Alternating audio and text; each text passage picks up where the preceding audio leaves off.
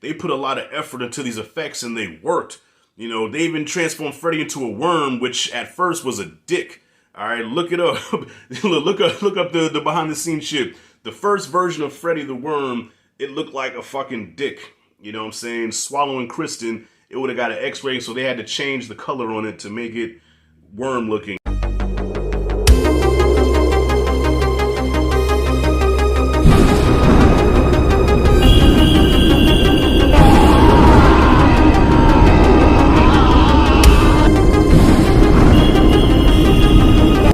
We're the Dream Warriors, ain't gonna dream no more.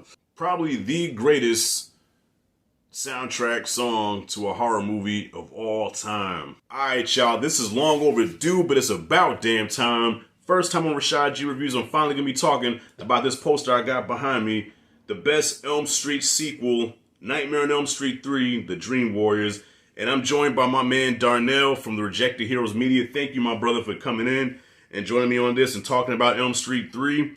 And yeah, let's get into this. This is an old movie, so I'm getting into spoilers. If you haven't seen the movie, I'm sorry, but I'm going to be spoiling the shit out of this movie, okay? A Nightmare on Elm Street 3 is probably, well, not probably, it is a direct sequel to the first movie, okay? 2 can almost be retconned, but let me tell you something. People shit on 2, and 2 is a very bizarre fucking film.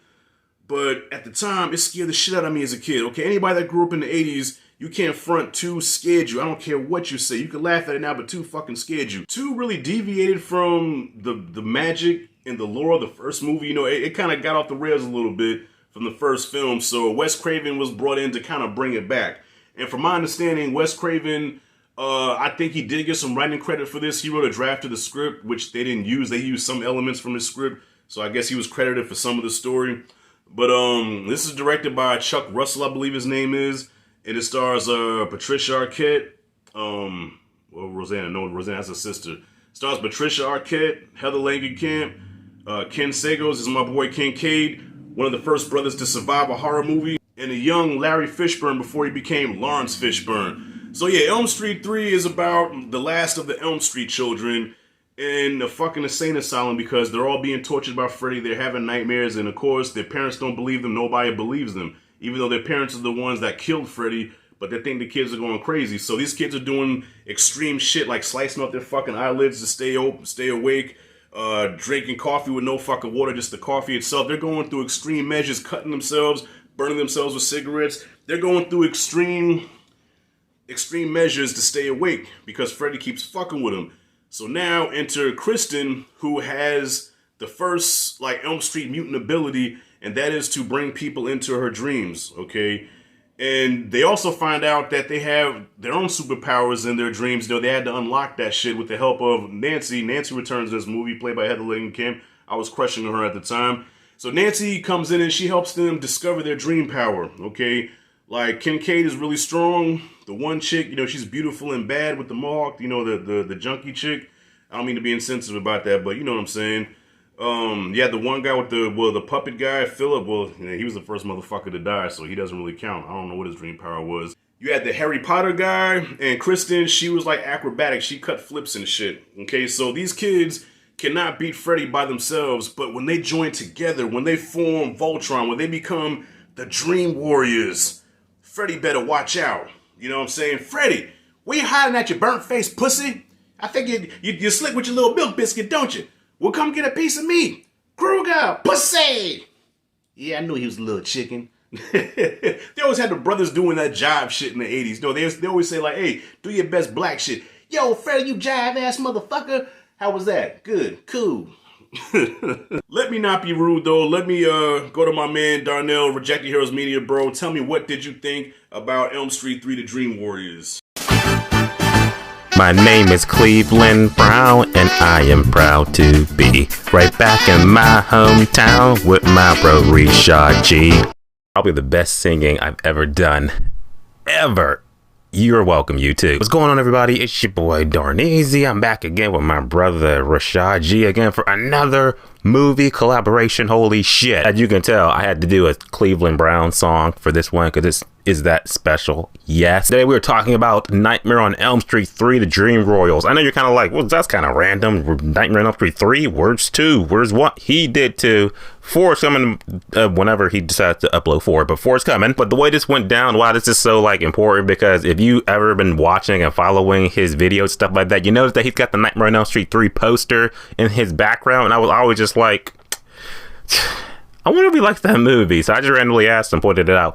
And I kid you not, literally like spent a night just going back and forth, quoting the movie, back and forth, quoting the movies. Just like, it's not weird. It's not dumb. That's what grown people do. We quote movies and shit like that. It ain't weird, especially when it's family. I'm just so excited to finally do this collaboration with him, bro. Let's just get into it. So Nightmare on Elm Street 3 it's a fun movie, I gotta say. I grew up with this movie. It's like one of the better Nightmare on Elm Street movies. I can't decide what I like more, 3 or 4.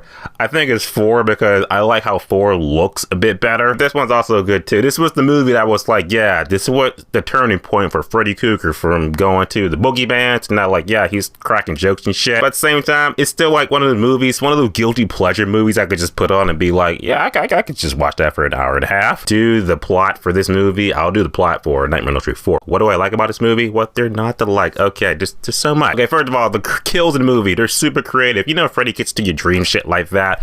And in the first movie, it was kind of like, yeah, it's pretty basic stuff like that. He's just, you know, having a good time. This one is just like, yeah, we're getting super creative with the dreams and shit, you know, because it's like, you can see the kids in this movie, the shit they're going through. So many remember. I remember the first dream sequence that opened up with, damn, what's her name? Oh, I can't remember her name. Fuck, the main chick, the first main chick. What is her name? What's her name? Fuck. Anyway, the movie opens up with her. She's running around she's running away from Freddy and shit like that. She's got the doll. She got the little girl in her hands, and it turns out to be a doll. And then she goes to the bathroom, and the fucking sink just turns into Freddy's claw. Mirror and shit. I love that sequence so much. It's so creative. It just, that always made me be like, yeah, I can't do bathrooms and shit because Freddy might get me. So many things to quote too, just to somebody. I remember when he was going off against the Harry Potter kid and shit, he was just like, sorry kid, I don't believe in fairy tales. But you know, I can quote this movie all day. Same thing not to like about this movie, the fact that it's not scary at all. There's no horror in it at all. I mean, it's like there's horror in it because it's still Freddy slashing the fuck out of people, but it's not scary at all. It's one of those movies, like I said, I think even little kids could watch this and be like, that crazy Krueger. But in the day, like I said, still, Nightmare on Elm Street 3 had a good time with it. I really enjoyed this movie. I enjoyed Nightmare on Elm Street 4 even more. So that movie I'm gonna really dig into. But Nightmare on Elm Street 3, definitely had to collab with my brother Rashad on this one. Thanks for having me, bro, on this video. And bless, let me take it over back to you. And I will see you guys in the next video for Nightmare on Elm Street 4. And as always, subscribe. Until next time. What I loved about this movie was the tone. Okay, this was the last Elm Street movie that was actually attempting to be scary. Okay, the first one was scary as hell. 2 was scary. I don't care what y'all say. And the third one, this was like the end of the scary era of Freddy and the beginning of the camp era of Freddy. So after this, you had 4 and 5, Dream Child and the Dream Master, which kind of became comedies. So you get to see the more comedic side of Freddy. So he's no longer really that menacing, but he's borderline menacing, but yet funny at the same time. You know, he's cracking jokes, he's smiling and shit. Like he's still enjoying torturing these kids, but it's more on a comedian stage now. You know, with the little one-liners and quips and shit. You know, sorry kid, I don't believe in fairy tales. You know, let's get high. And of course, my favorite line of all time from any fucking movie, damn near, welcome to primetime, bitch. Nothing will ever top that in any horror movie ever. Welcome to primetime, bitch is the line ever. The performance is also surprisingly very good. You know, for a horror movie, you know what I'm saying? Horror movies are not known for their acting. Just look at any Friday the 13th movie. Just look at most horror movies from that time, from the 80s. The acting was bad. It was atrocious. But I gotta say, in this movie, the acting was really fucking good. And there was even times where I was even getting emotional. I mean, spoiler, y'all. Warning again, spoiler. When Nancy died, that shit got me a little bit. It still gets me to this day when I watch it. When Kristen's holding her and she's like, no, you can't die. I won't let you die. I won't let you die. I'm going to tribute to a beautiful dream forever and ever. And I'm like, oh shit, Nancy's dead. Fuck you, Freddy. Yeah, the acting was, surprisingly very good. And the effects, yo. The Elm Street movies have some of the best effects in horror movies, man. Like this, pre-CG era, they use mostly practical effects and just really creative techniques that were, not really used at the time. And mind you, these are on low budgets, okay? The Elm Street movies were not made on big budgets, so they put a lot of effort into these effects, and they worked. You know, they even transformed Freddy into a worm, which at first was a dick. All right, look it up.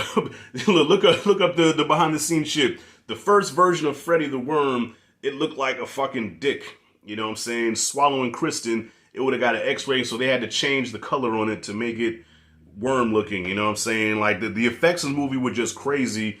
And so yeah, that's it and that's all. I have no gripes with this movie. Absolutely no gripes with this movie at all. If I can nitpick, okay, if I could really put my critic hat on and truly nitpick, it will be that after the second body that he killed, after he kills Jennifer, the movie kind of slows down just a little bit, where it drags a little bit, because now we're getting into exposition and, you know, the origins of Freddy, you know, between the doctor and Nancy. Then Nancy's father comes back into the picture, and it does kind of slow down a little bit, but then it picks up after Joey gets kidnapped. And I love that scene too, when Joey gets kidnapped and he's in the hospital bed, and Nancy's like, she says, you know, let him go, you bastard. You know, and then Freddy like spells out on his chest, like, you know, with the fucking blades to him out, come and get him then, bitch. Freddy loved calling women bitches, didn't he? That's back when you can get away with that shit. He can't do that shit now, man. Like, yeah, if you have a slasher constantly calling somebody a bitch and, you know, being perverted with them, that's not gonna fly today. Well, I guess nor should it. This movie also has some of the most memorable kills, like the puppet scene with Joey. That part was gory as hell. The Harry Potter guy, his scene was memorable. Yeah, Taryn, you know, the girl that was on drugs. I don't know. Even when I watch now, when her arms open up and you see the little mouth like that, like I still kind of like get, that's just gross. And he just sticks her, and, you know, what a rush.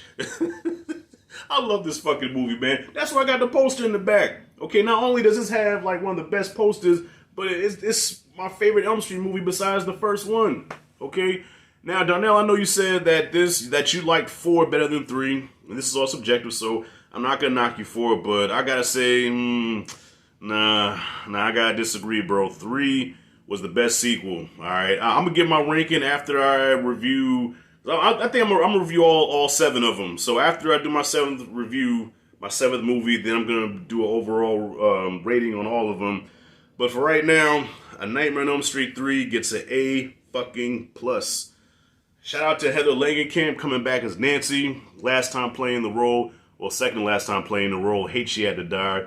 I loved it so much. Yeah, her and Patricia Arquette, like, man, even as an 8-year-old kid watching this, I wanted them to have my baby, man. And I'm still an 8-year-old kid, and I wanted to just sleep with both of them at the same time. You know, that just goes to show where my mind is at. But yeah, A+ is what I got for Elm Street 3: The Dream Warriors. What do y'all think about the movie? Comment freely below. If you like and dig this content, hit that like and subscribe notification bell in the corner. This is Rashad G signing out. See you in the next video.